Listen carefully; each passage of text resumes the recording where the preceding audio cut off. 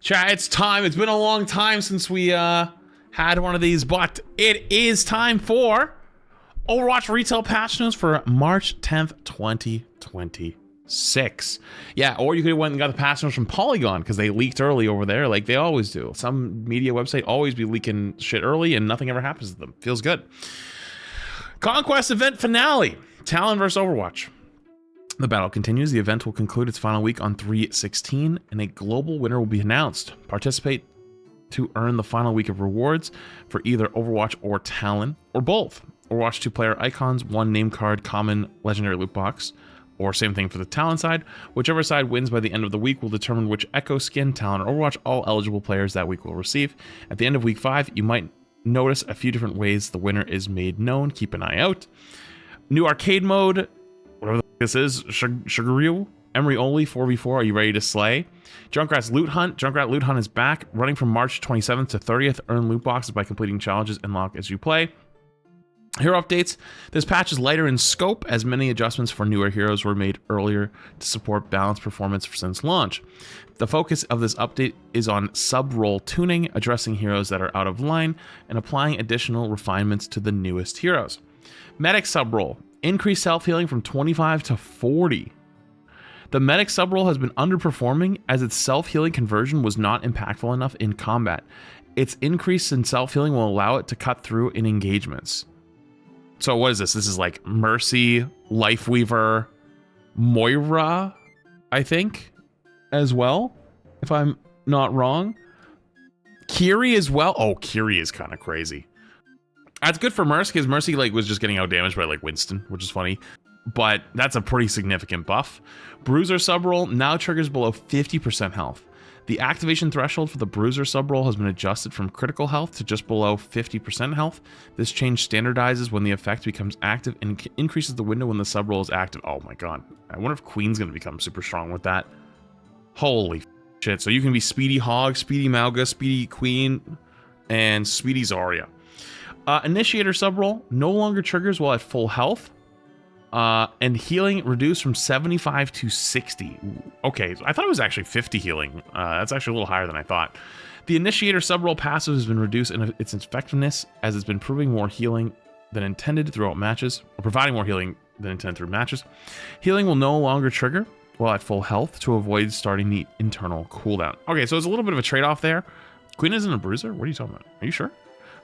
Yeah, basically for what was happening with this is you just jump in the air on Winston or Diva and just get a good amount of healing. But also if you did it while at full health, then you would also trigger the cooldown even if you were full HP. Wait, Queen's a stalwart? You're thinking Ha or Orisa. Oh shit, actually. Okay. Oh, actually, that's actually not that bad then.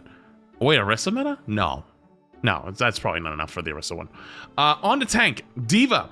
Diva's mobility and survivability combination provides a high level of uptime during engagements. Increasing boosters cooldown creates clearer containment windows while reducing the effectiveness of the Initiator Subroll. Cooldown increased from 3.5 to 4. I'm gonna be real with you. Diva just is such a problematic character in 5v5. I don't know what you can do about this. Because she used to be arguably top 1, top 2 tanks in Overwatch 1 with 6v6, but in 5v5 she's just either unkillable raid boss or feels like you're not doing shit.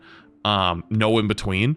And so it sucks. They kind of have to make her shit. Same as Zarya, you have to make her basically borderline shit to keep her in line. So if you like playing Diva, I got bad news for you. That's a pretty decent nerf. Hazard. Hazard was originally placed in the Stalwart Subroll to mitigate the impact of crowd control during engagements. Since the introduction of Subrolls, he has struggled in performance. Moving Hazard to the Initiator Subroll better supports a more aggressive, sustained focused playstyle. Moved from Stalwart to Initiator. Ramatra. Reducing Void Barrier's cooldown improves its cycling with engagements, while increasing annihilation damage per second, enhances its presence during extended fights. Void Barrier cooldown for 5v5 has been reduced from 13 to 12 seconds, and annihilation damage per second increased from 30 to 35. That's a pretty sizable buff right there to his damage. Holy, for the ult. Ramatra ult though hasn't been scary for a while, so I guess that's probably a good thing. Roadhog. Roadhog's overall effectiveness has remained lower than intended since his minor rework. No, keep it that way. Increased scrap gun damage will improve the consistency of his hook combo while additionally increasing overall damage output. Guys, I took like a year of playing Overwatch a little bit less, and then the last month I've been playing it a lot more again. And like clockwork, first patch notes back, either micro buff to Orisa, Mauga, or Hog gets a regular buff, and they give a significant buff to Hog. History does nothing but repeat itself. I swear to Christ with those goddamn that's like the 3 horsemen of this game. Onron, these movement adjustments will improve Inferno Rush's fluidity and traversal option while the ability is active. Inferno Rush will now automatically climb over small ledges. That's good. And jump height will active increase by 20%. So did they basically revert? So basically when Onron was like first play tested, you could get to high ground pretty easily with her. But like they kind of like took that away. I wonder if that gave it basically her ability to get to high ground again. That's actually a good change if they did. Emery, reducing the delay before altered vitals triggers allows it to be active more reliably when disengaging. Time before trigger reduced from 4.5 to 4 seconds. Why does he have a different passive? Why does he have like a specific passive for healing? I never quite understood that. Why specifically? Because he's a robot? Why does he have that? I don't know. Vendetta. Siphoning Strike has provided significant self-sustain relative to being a minor perk. Moving to a major better reflects its impact while additionally avoiding the overall passive power when combined with Relentless. Raging Storm damage has been reduced and moved to a minor to compensate. Raging Storm minor perk moved from major to minor. Damage per spin reduced from 35 to 30. And Siphoning Strike major perk moved from minor to major. Overhead lifesteal increased from 30 to 40. Holy shit. So, okay. Vendetta, unfortunately, is just like a cruel hero. Where she's either going to be horrible, where like they have to nerf her to the point where she's going to be terrible for most players, or they just like make it so she's constantly a permaban. Like, these are decent changes on paper, I feel like, but changing it to 40% for the major is kind of insane. And then what would the other minor perk be? It's the spin now, and it's is it the hunter one? What's the other minor perk? I can't remember off the top of my head. Chat help. Reduce Razor's Edge by 25% resource. Oh, okay, okay. Actually, that's an interesting one because I feel like the spin is kind of dog shit. So I don't know what actually one would be better. Blocking might genuinely be better, but be better now. Huh. Interestingly though, on to support, Illari has been delivering strong healing alongside high offensive pressure. Reducing her secondary fire uptime and tuning down specific perks lowers her overall performance while maintaining her identity. Summer Solstice minor perk attack speed gained reduced from 30 to 20%. It's a good change. And Sunburn major perk damage reduced from 70 to 50. So that's for like her ult, right? Solar Rifle secondary maximum fire resource reduced from 3.5 to 3. Wow, so just massive nerfs to Illari across the board. The funny thing is like they don't have to tune the numbers that much anymore because of the perks. So, no, that's the perk. Oh, it's the jump burst perk? Oh, you're right, the shift. Wait, that did 70 damage? Wait, I didn't know it did 70 damage. What the f? What?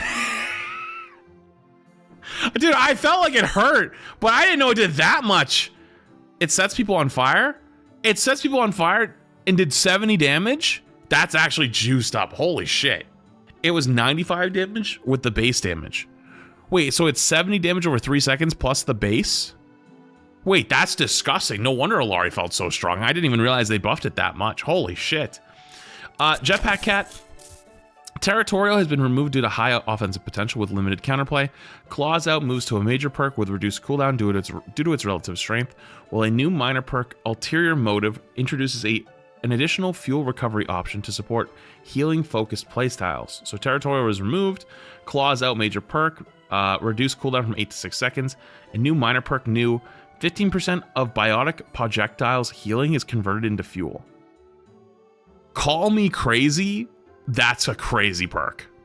Because I feel like you could like float in on somebody, try to take a fight, zip out, do healing on your team really quick, and build that as like extra fuel super quickly, and you'd be zooming. That's actually an insane minor perk. That might be a buff. That genuinely might be a buff, for real. Mizuki. Maintaining allies within Remedy Aura radius can be restrictive during engagements. Increasing the radius improves accessibility while reducing the the deregeneration delay, making sustaining higher aura levels more difficult. True, maintaining high aura levels is actually extremely difficult. Radius increase from 10 to 12 meters, and time before disintegrate or degeneration reduced from 2 to 1.75 seconds. Okay, Mizuki is just like the support creep hero this season. He kind of just was like the least impact, or at least like he was most fun, but almost least impactful of the new characters. And they've just buffed him a bunch of times. And like, I feel like he's sneakily becoming scary good. I think he's actually scary good. Unfortunately, he's hard to play. So like, if you get a Mizuki on your team who doesn't know what he's doing, you just get borked. He's Diet Lifeweaver getting all the buffs. Well, no, he actually has a lot of value. I think it might even be this season. You might be this season that he breaks, because there's just a lot of buffs to him. And also people just didn't learn how to play him. Stadium updates.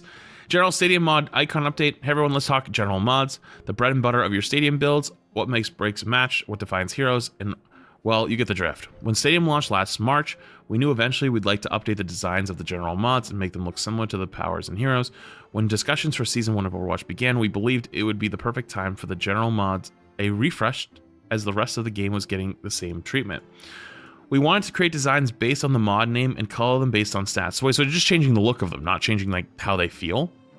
I don't know if that's like really a refresh, but example, field rations is now a macaroni and cheese container, and an aerial distressor looks like a plane, because we believed it would be far easier to locate unique and distinct designs and trying to find that mod with a health icon.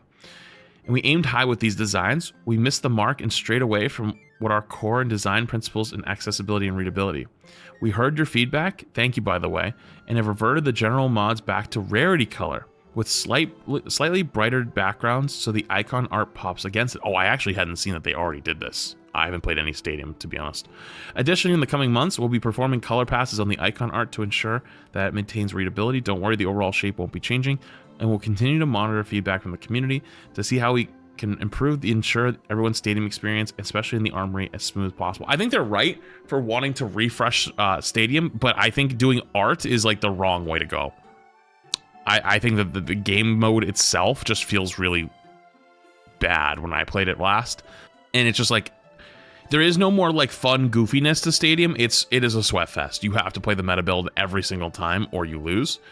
And also, like, the Mickey Mouse ranked icon, it's shit. Like, the Mickey Mouse rank every season where, like, you have to grind up, like, to get your rank back, but you can't play with friends during it. Even if you do play, you're playing against people of your skill level. So, like, let's say you're actually GM, you're playing in Rookie 1, playing against GM players. It's just stupid. Like, it genuinely it needs changes. A bunch of bug fixes for audio fixes. Stadium fixed some issues, more bugs as well. I'll just leave these here. I'm not going to read every single one of them. But yeah, there you go. There's your Overwatch retail patch notes for 3/10/2026, the mid-season update. Cool. Wait, what is this music? It's the Nier music? Oh, that's kind of fire. All right, let's go look. Project your Yorha Mega Bundle. Here's the new 2B Kiri, 9S Wu Yang, A2 Vendetta. Jesus. Adam Lifeweaver. Commander White's Mercy. Emotes. For Wu Yang. I bet he glides forward with that. Another glide. That's cute. Nice. Victory pose 1 for Kiri. Wu Yang. Vendetta. The Vendetta skin is crazy. Adam. Lifeweaver. And Mercy. Weapon Charm. Name cards for Kiri. Wu Yang, Vendetta, Lifeweaver, Mercy. Player icons for the all 5 as well. Wait, there's no MVP animations? Really? I'm actually quite surprised at that. No highlights? No highlights is actually a little insane.